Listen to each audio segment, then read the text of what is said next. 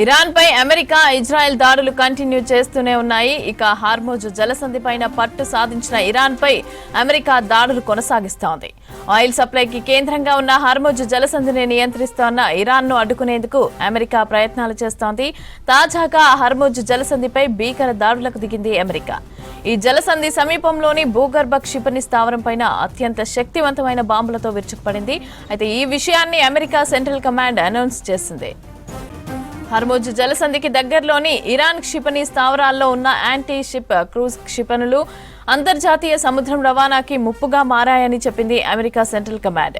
అందుకే ఈ స్థావరాన్ని లక్ష్యంగా చేసుకున్నామని తెలిపింది. లోతుగా చొచ్చుకుపోయే 5,000 పౌండ్ల శక్తివంతమైన బంకర్ బాస్టర్ ను బాంబులతో దాడులు చేసింది యుఎస్ సెంట్రల్ కమాండ్. దాదాపు 2,200 కిలోలకు పైగా బంకర్ బాస్టర్ తో బాంబులతో దాడి చేసింది.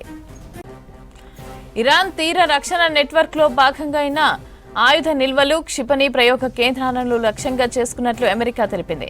హర్మూజ్ లో చమురు నిరంతరాయంగా కొనసాగాలంటే ఈ నెట్వర్క్ ను నాశనం చేయాల్సిన అవసరం ఉందని అగ్రరాజ్యం భావిస్తోంది.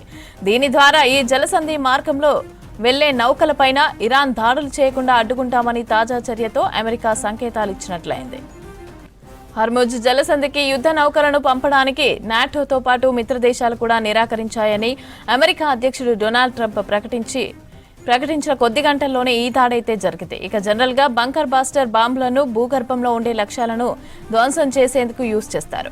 2022 నాటి నివేదికల ప్రకారం ఈ బాంబును తయారు చేసేందుకు ఒక్కో దానికి దాదాపు 2,60,00,000 రూపాయలు ఖర్చవుతుందని అంచనా వేశారు. ఇక గత ఏడాది ఇరాన్ అణు కేంద్రాలను లక్ష్యంగా చేసుకున్నప్పుడు అమెరికా ఈ బంకర్ బాస్టర్లను ప్రయోగించింది. అయితే నాటో దేశాల్లో 30,000 పౌండ్లు అంటే 13,600 కిలోల బంకర్ బాస్టర్ బాంబులను అగ్రరాజ్యం ఉపయోగించింది.